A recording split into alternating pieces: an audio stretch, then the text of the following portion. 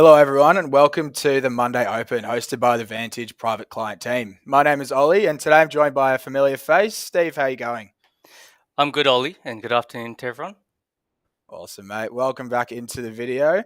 Familiar face, as I just said. So, all right, moving into the agenda for today. Be pretty recognizable for most of you guys who've come back for another showing. So, starting off, we'll have a look at last week. We'll put a spotlight on some of the key events from the previous week and have a look at how prices reacted. We'll then move into the this week section where we'll put a spotlight on a couple of the big events coming up for the week ahead and putting our take and speculation on where we're anticipating prices to move. We'll then move into the technical corner where we'll put an analysis on a couple different markets using our technical indicators and giving our take on where we are speculating prices to go. Then we'll move into the Q&A section where we'll answer some of your guys' most commonly asked questions from the week prior. So moving into the last week, we just got on screen here your guys' most traded products from the previous week. I find it interesting. We've got two yen pairings in there, probably to the surprise of nobody, given all the news coming out of Japan with the election and everything like that. So I guess to move into the key events from last week, we'll start off with the RBA minutes. Steve, did you want to give a bit of color on that one? Yeah, thank you, Ollie. So the RBA minutes came out last week. We were able to also hear from Michelle Bullock, so Governor Bullock. There's basically, from what we can see at the moment, a 98% chance of a rate cut in August. So it's just dependent on really the CPI data, so the quarterly CPI data, which is actually due in a few days' time. So we'll get a sneak preview, although the decision itself is going to be the 12th of August. We're going to see basically the ultimate sort of data that's going to lean towards that rate cut. But yeah, probability is that we'll see a rate cut. The risk is obviously on hold again. So we'll see how that plays out. Reading some of the articles with realestate.com, there's actually 28% at risk of mortgage stress in June. So quite an alarming amount of people who are at risk of mortgage stress based on the current interest rate. Also, we're still looking at that sort of August, November, and February for 25 basis points.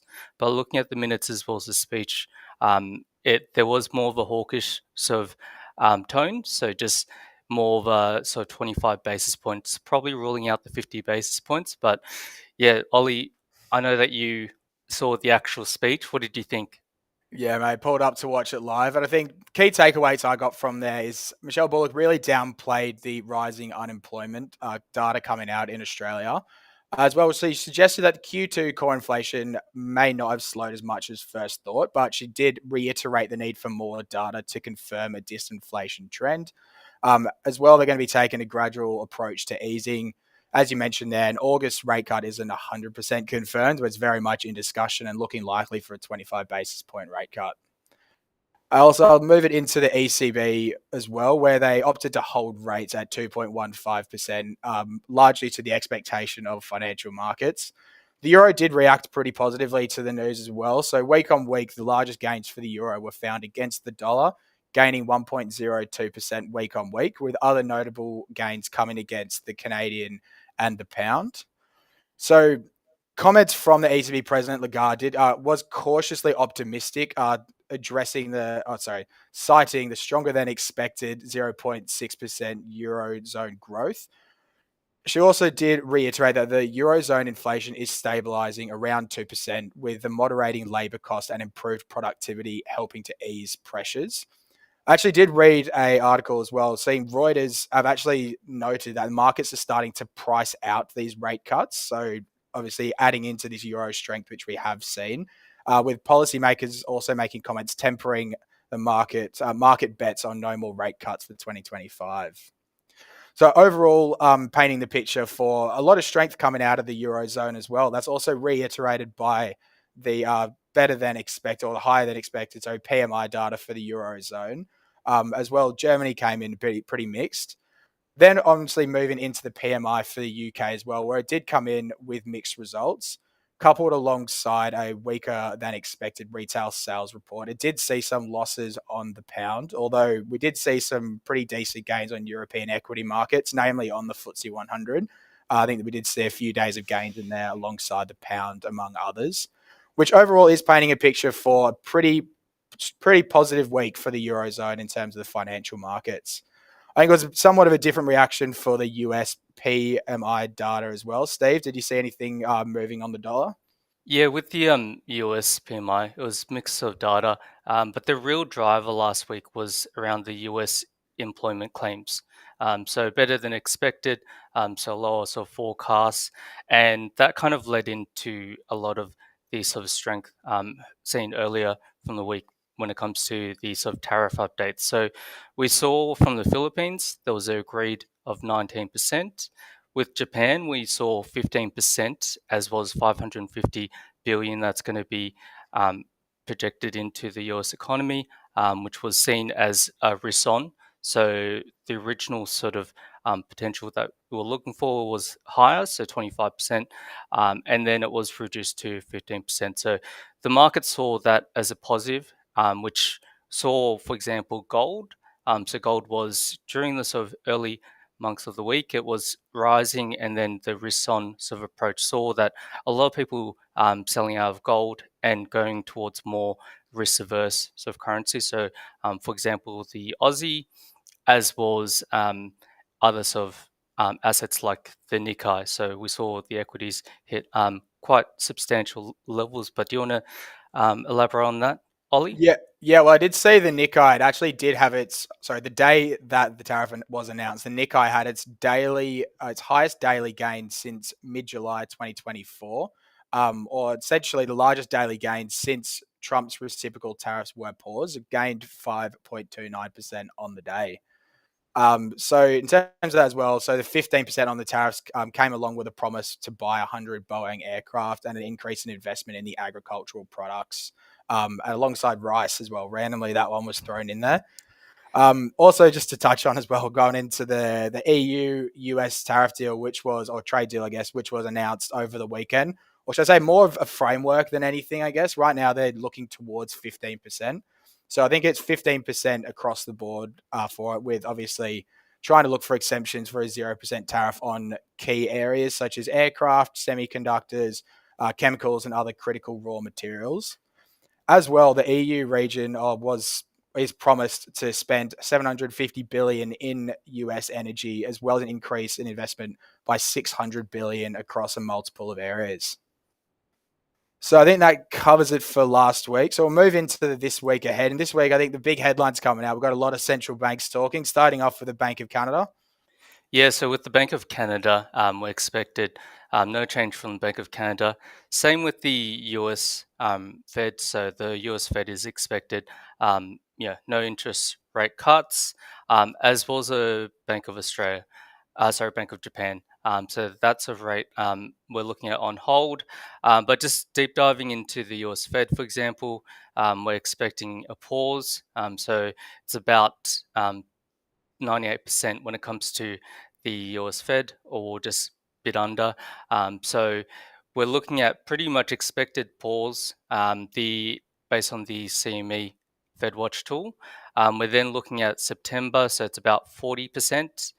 So it's really almost a 50-50 core, which is 10% higher than the previous month. So a lot of the traders will probably really focus on what Powell has to say in the statement, followed by the actual rate announcement. So it's going to be key to see how that impacts not only any sub pairs that are matched against the US dollar, but also commodities like gold, for example, as well as silver.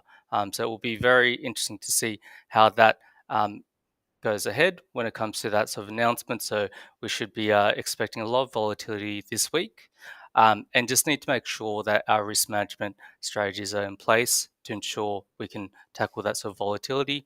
We're also looking at probably um, a really key data when it comes to the Aussie CPI, so the Consumer Price Index. So basically the quarterly figures for June, just to see what the actual how that's going to impact the RBA's decision on the 12th of August. So we're looking at expected of 2.1%, but anywhere from that sort of 2.6%, we could potentially see rate cut of 25 basis points. So it's going to be very key. Then it leads into a lot of the sort of US data points, which will also be helping with gauging where we're going to see the Fed when it comes to the upcoming sort of rate cuts. So we're looking still at September as a probable 25 basis points, and then potentially December, which is currently 42%. So it's very much 50-50, and that's going to impact a lot of the different pairs as well as commodities. But yeah, was it? And then we're just also looking to the tariff deadline. So we're coming to the 1st of August, and just like with any other sort of tariff updates we've seen, the amount of countries that the US needs to negotiate with, it could take much more time. So we wouldn't be surprised if there's an extension on that time frame. Yeah, mate, we could be seeing another taco. I think I did see a few headlines coming this morning. A lot of the Chinese media are announcing that a 90-day or another 90-day pause has been announced for the China-US. Obviously, given they are two massive economies, it will probably make sense they want to get a good framework in place, but it is just quite funny seeing the taco chat coming out. I also did just want to quickly highlight a few other key markets, which I will be looking at ahead of the August 1st deadline. First one, obviously, being the UK. So a framework was announced for a trade agreement back in May. It was re-announced in June, although no deal has actually been finalised as of yet. I did say the UK Prime Minister as well as Trump are meeting today, so we'll see, I guess, tomorrow morning how everything plays out for that one. As well, for the EU, obviously, as we just touched on, a framework has been announced, but nothing has actually been finalised. I think a lot of the details are still being ironed out, so it'll be quite interesting to see if there's any big headlines coming out or updates for that over the course of the week. As well as Canada as well. I did just want to touch on Canada, obviously being one of the US, pretty much one of the US neighbors. So Trump is currently threatening Canada with a 35% tariff if they can't get a deal over the line by August 1st. At the moment, it seems like the talks have stagnated, so it'll be interesting to see if that tariff actually does go ahead or if there is another taco coming from Trump. I think that's actually going to be, that's a good point. The key is going to be the sort of tariff updates between Canada as well as Mexico to see how that's going to impact. So that's really important to see how the sort of tariff updates. Well, particularly on the oil prices as well, coming out of Canada. I mean, they're threatening to shut off the pipelines a few weeks back, and now they're trying to get deals going for the precious minerals, everything like that. I think if they can't get a deal over the line, I reckon we could see some volatility across the markets. Definitely. Unreal. All right. So I think that brings us to the end of this week's section. So I'll move into the technicals. Let me just share my screen with everyone here. Alrighty. So wanted to start off putting a spotlight on gold. I'll put a quick shout out here to Brenda as well. I know this is a market which we speak about a fair amount. So hopefully we can take something away from this one and we'll follow the conversation a bit later on. So I wanted to start off. We'll be looking at gold on the daily chart. So right now I put in this one up here. So we can see an ascending triangle, an ascending trend up here, which would reiterate to me that it is an upward trending market, specifically highlighted by the rising support prices just up here, as well as here. So can see it is trending up, although it's failed to break or consistently or close above this key price up here around the 34, 35 sort of price point.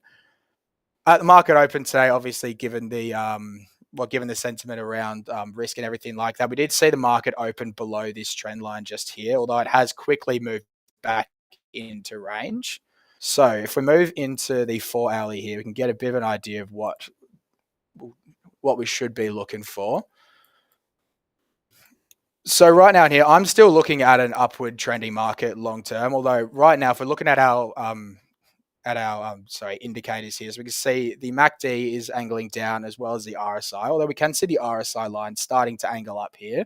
So I'm looking for signals to confirm that buying momentum is still in play in the short term here. So what I do actually want to see is the price move up and potentially break above its moving averages around here, where we also should see a crossover on our RSI MACD to reconfirm that the buying momentum is in play.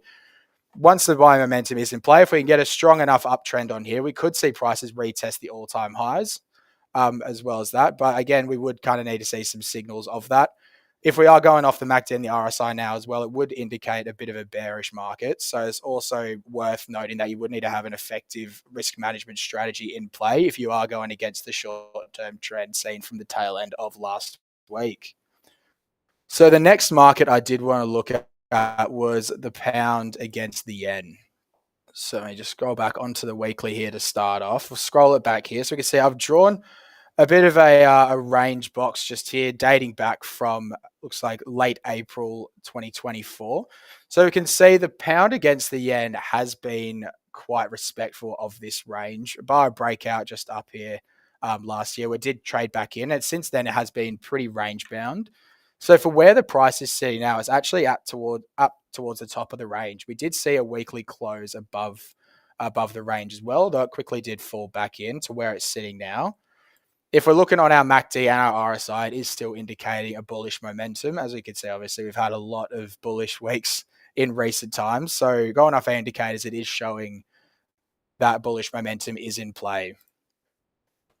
So just to bring this down into the daily, a bit more color on it. Also for this one, I just wanted to highlight as well. So this one was in our most traded products for the week prior. So I'm just going to put a bit of a back and forth on what traders are looking at, both from the buying and the selling price. Basically looking at how the prices could move and what we could be seeing for. So for where we're sitting right now, dating back from around the start of July, it has traded pretty much sideways, slightly down into the range which we've seen, is supported by our MACD as well as our RSI, which is indicating the bearish momentum is largely in play above that. So I'm thinking for where price is here, if I want to see confirmation of bullish momentum, I want to see a couple of daily closes trading above this range here. We can see one just here on the 18th of July towards the market close, although it did open back in pretty quickly. So I'd like to see a few consistent days above this range to indicate buy momentum is in play, where I might look to see if it challenges up towards a psychologically significant 200 price. On the other side of that, if we are going off our indicators and we're looking for bearish signals or selling signals here, if we can see maybe another couple trades going into the range here, I'm thinking if prices do move down towards the moving averages here, we could see a pretty strong sell-off as it moves consistently down into the range. I still want to preference again, though, that given the short-term price action is trading somewhat sideways, I think having an effective stop loss or risk management strategy is important if you are looking to trade on the pound against the yen. Okay, so I think that brings us into the end for the technicals there. So going back onto the slides here, we'll move into question one for you, Steve. Yep. So question one is, what is your trading style and how do I manage my work-life balance as a trader? So good question proposed by one of my clients.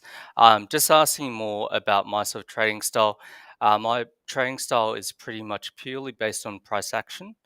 So really looking at a simple strategy, which is looking at support and resistance, looking at any sort of technical analysis, just like what Ollie just covered when it comes to gold or the last pair. Last pairs, to be honest, is a trader's dream. I know exactly what I'd do in that circumstance.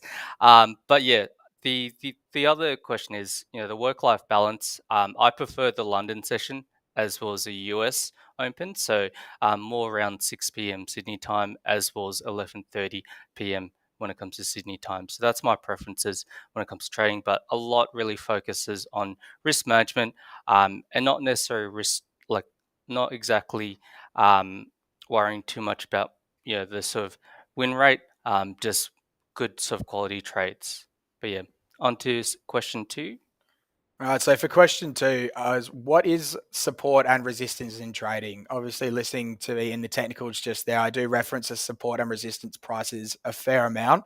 And for all of our new traders as well, it's always good to get on top of the terminology. So support in trading refers to the price level for a downtrending market where the price is expected to pause due to a concentration of buyers. Essentially, what it will do is act as a floor, preventing the price from going down further. So when an asset's price is falling is rising at a certain price, buyers might say, when an asset's price is falling at a certain price, traders will see this is good value and start buying, which can halt the price decline. And on the inverse of that, for resistance price, when the price of an asset is in an uptrend at a particular price, the sellers will overtake the buyers to represent somewhat of a price ceiling. So this can happen for a number of reasons, but the most common of those being that traders are reaching their price targets and taking profit, or they might become hesitant to buy at these higher prices. All right, so I think this brings us to the end of the video today. A recording of this video will be on YouTube as well as posted in our VIP chat room.